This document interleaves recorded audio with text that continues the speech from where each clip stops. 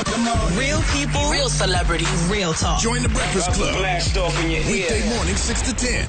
Morning, everybody. It's DJ MV, Angela Yee, Charlamagne the God. We are the Breakfast Club. Special guest in the building, friend to the room, the legendary Bun B, and Professor Anthony Penn. Thank you for having us. Pleasure to be here. This seems like a natural transition for the OG Bun B. They're launching a religion and hip-hop culture online course. Yeah, we actually teach the course presently at Rice University, but this is an opportunity to take the conversation that we have in the classroom outside of the classroom, which was always the intention that Doc and I had for this version of the course. Doc has actually been teaching a version of this for over 20 years. Okay. And I came into the mix about 4 years ago. Explain the course. Doc, would you?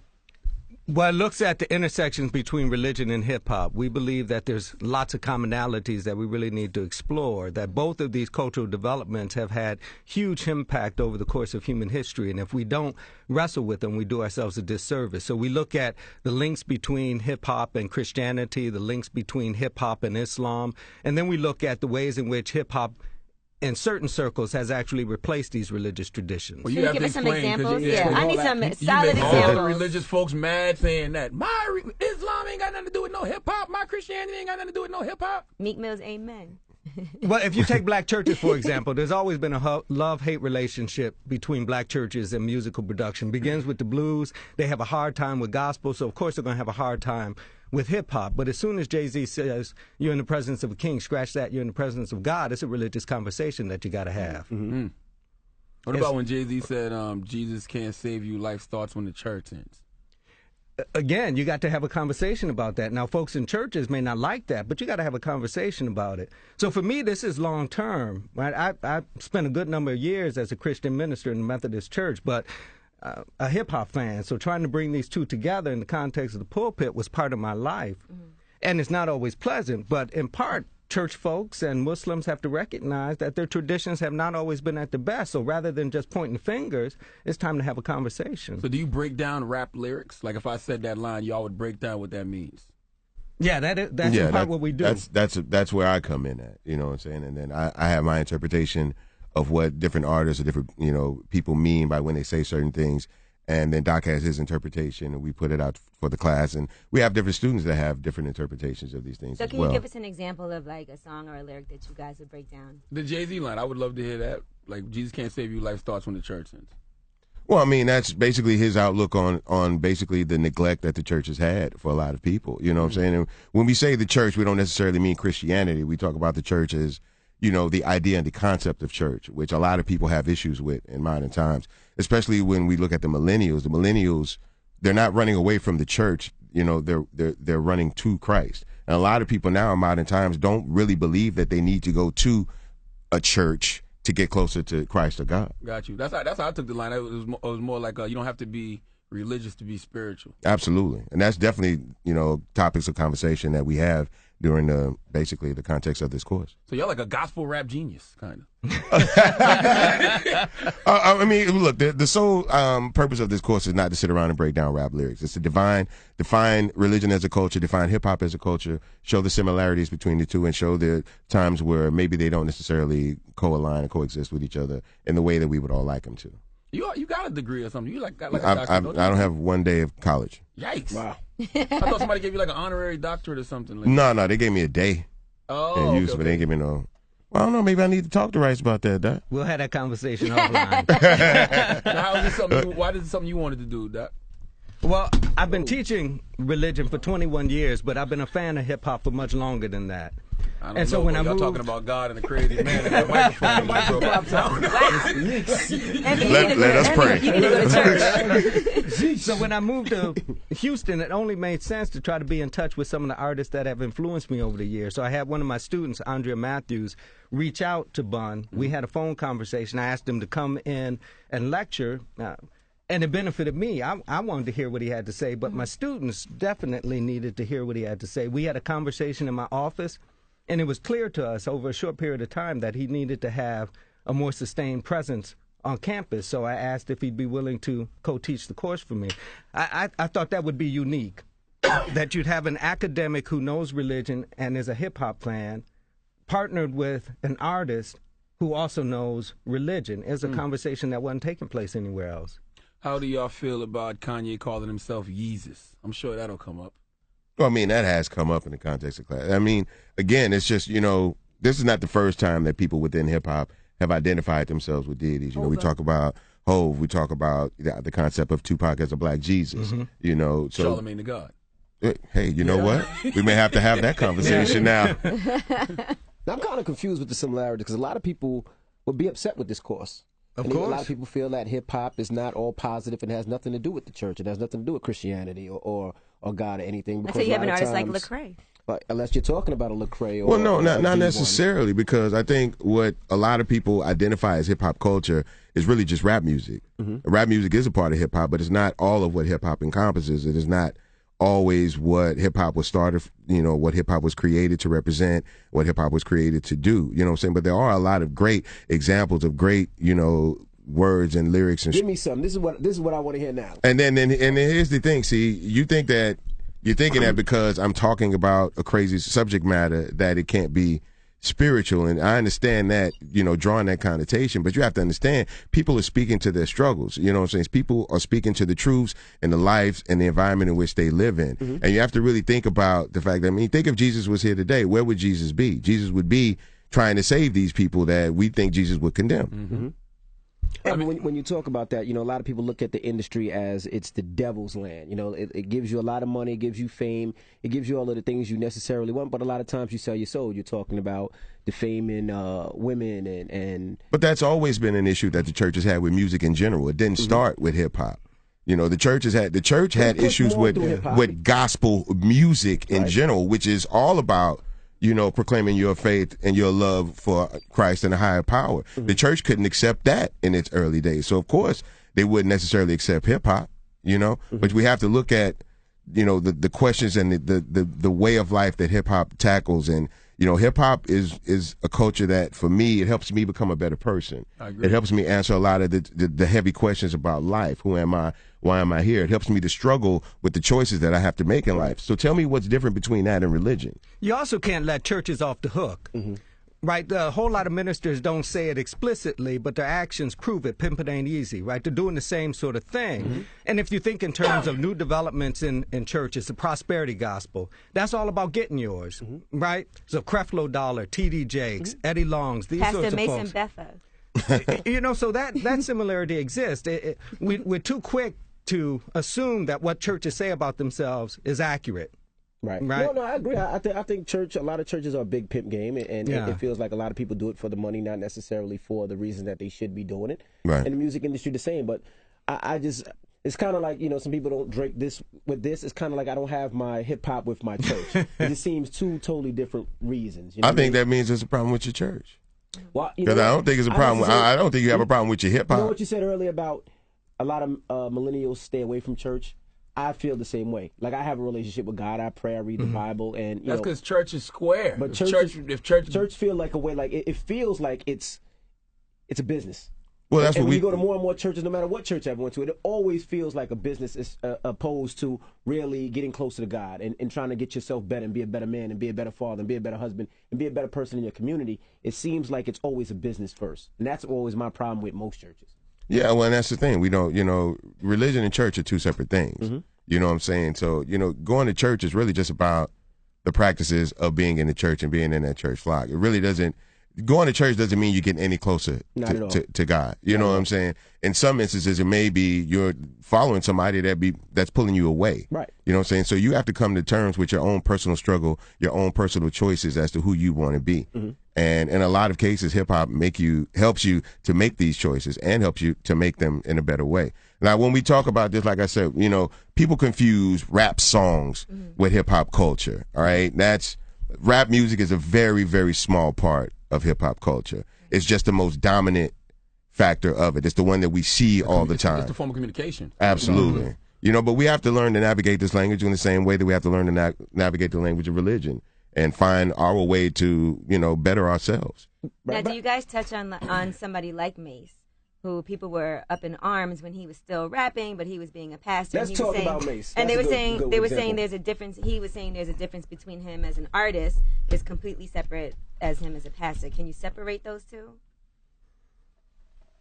Doc, that's a rough question. Yeah, that's a hard one. Let Dr. Charlotte. I mean, here's the thing. No. We don't talk about artists in that like a Mace, like, because that would be more about the, really. His personal. Yeah, But yeah. that's, I was trying to get Mace up here because I think we all were confused with Mace, and what Mace did was when he gave up hip hop and he gave his life to God, I thought it was amazing, and I thought, hey, if he speaks, Well, you thought it was sincere. I thought it was sincere. I thought it would be great because Mace was somebody that the kids looked up to, and if he could preach the good word, that's always great. It's always great when somebody from our community can do something good and help somebody else, no matter whether it's church, build communities, whatever it is.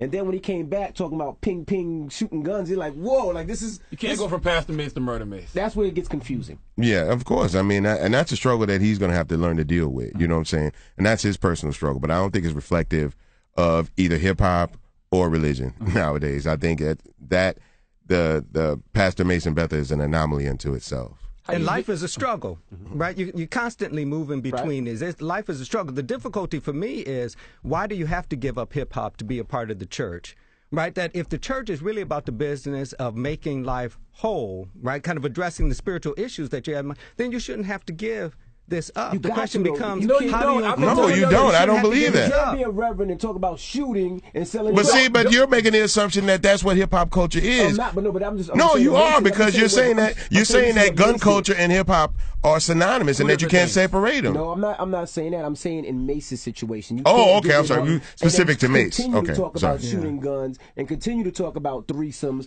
and continue to talk about a lot of those things when you say you gave it up. That's what confused me. But then church, they're just doing it, not talking about it, right? So there are ways in which churches kill people, right? If you think about it, black churches are composed of at least 70% black women.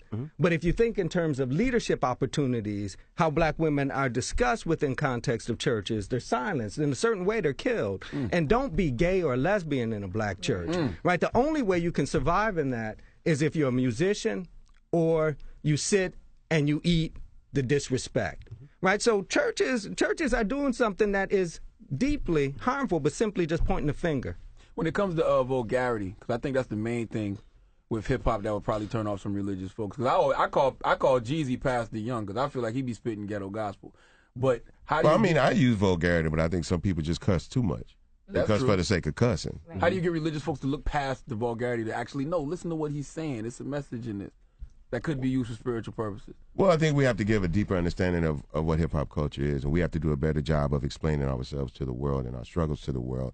And, if people can't take the time to sit and dissect through it, then maybe it's not for them. I'm not here to sell religious people on hip-hop, and I wouldn't buy into any religion that somebody was trying to sell me. I just speak to my personal struggle, and I make my choices, and, what happens, and I'm aware of it, and I'm ready to deal with it, but I'm not here to sell hip. And what we do in this class is not selling hip hop to religion. You know what I'm saying? Because I don't think we should have to. I think we're brothers in the struggle. And if you look at our black communities, that's it's really divided between that hip hop culture and the religion. But we're all growing up, and we're all living in the same conditions in the same community. So we have to find similarities, because when we go into these inner cities of America, the only people that care about those people are the hip hop people in the church. How many times have you had to explain, and like what you said just now with Envy, that hip-hop culture is not gun culture. It's not drug culture. I mean, because the problem is that the perception of hip-hop, right, is a lot more than what hip-hop is, right? So, everybody assumes that hip-hop is much worse than it actually is. Everybody believes that these guys are bigger criminals and that we're bigger threats to society than we really are. And the problem is that we've sold that through rap music for a while, through these major labels. That's what they've done. So the main music that's promoted and marketed as hip hop culture is not what anybody would really want to represent them. When we go to the club on Saturday night and we dance in the club, that's a good thing. There's nothing wrong with that. But that's not who we are. That's really just a break and a release to get away from who we have to be, usually 5 days a week from 9 to 5, right? So there's no reason for us to start trying to throw rocks at the other side, because we're culpable for some things in hip hop the same way that religion is culpable for some things. But if we're just going to sit across from each other and think about the negative things, then we're not going to get anywhere. So we have to start looking at the similarities and the different ways in which we can work together to get to the same place, because I truly believe hip hop culture and religion culture is trying to do the same thing, help people deal with life. Do you guys address marriage in this course? Because one thing I've always admired about you, Bumby, is You have such a strong union with your wife, and you've always been proud to be married and brought your wife with you everywhere. It's not something you try to hide. Right. You know, so is that something that you guys address as well? Marriage? No, I don't think we really talk about that. That hasn't been part of the conversation. That's just stuff I be doing on the side. Now, this online course, how can people get involved with the online course? How can they get in part of it if they're not from Houston or from Idaho? No, that's the beautiful thing about this course. It's available free online to anyone in the world. Basically, all you need is an internet connection and a laptop or an iPad or some kind of tablet, and you should be able to take this course in full. It's going to be available on March 24th, excuse me. So you go to www.edx.org. You look up religion and hip hop. The actual title of the course is Reli 157X, RELI 157X. And you can take it for free. Now, there's a certification that you can get if you want for a small fee to show that you actually did everything you needed to do in the course. You completed the full 6 weeks of work, and that's signed by Doc and myself. And it's something that is not accredited yet, but hopefully as we get further and further in this thing, it could be something that you could actually be accredited for. Yeah, I want to ask both of you, because, this course is helping people grow. Do you think you're allowed to grow in hip-hop? I think you're supposed to grow in hip-hop, I think that's the problem is that, for one, the perception within the culture is that it's a young man's game, but I don't think anything could be further from the truth. I've been listening to hip hop, for, over 35 years now. I've been listening since I was a kid, and I've been practicing hip hop for over 20 years now. So the people that started with me when I was 18 were somewhere between 16 and 25. Well, those people now are somewhere between 37 and 45.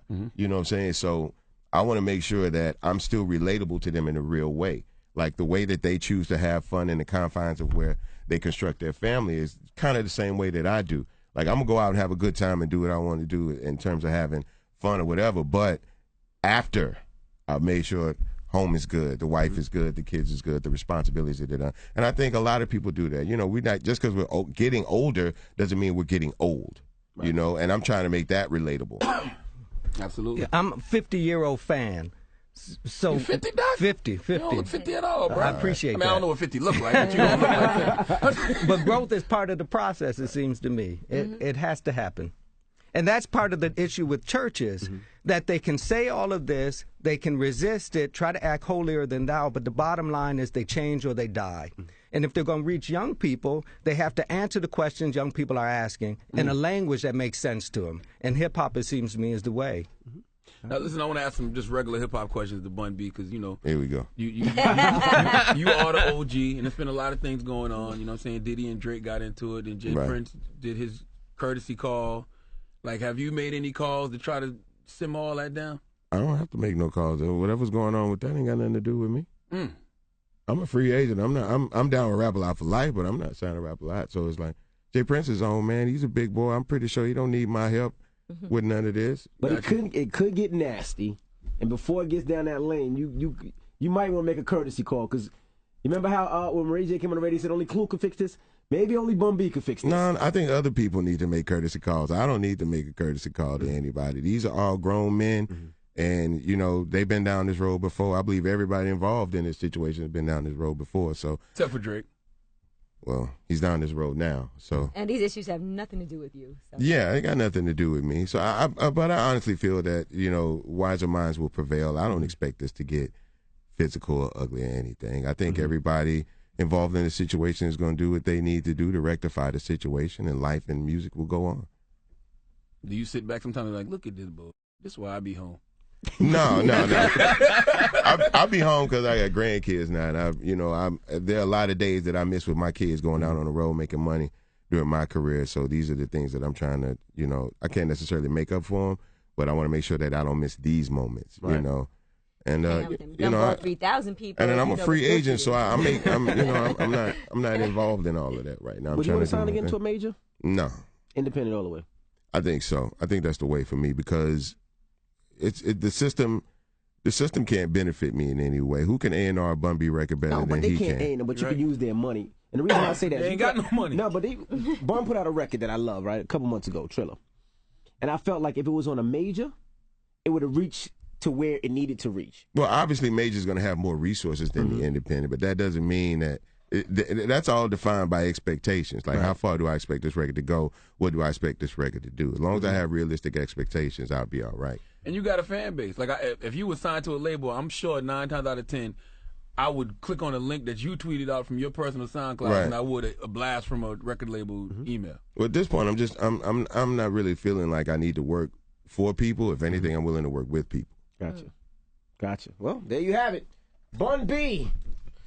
Professor Anthony Penn. Now tell them again the website so they could log on for this online course. It's www.edx.org, O-R-G. Look up Religion and Hip Hop, or specifically Rally 157X. Shouldn't be hard to find. March 24th, you said? That's the start date. All right. Do we got to pay? No, It's free. it's free. it's free. Oh, okay. Free. $3.99. You're so cheap, Charlamagne. Because I thought to myself, I'm going to take this course, and I was like, hold up, is it free? If you want the certificate, there's a small fee Yeah. to prove that you completed the course. But Okay. if not, Because you ain't going to just free. be telling me you just did free it. $9. It's the Breakfast Club. It's Bun B. Professor Anthony Penn.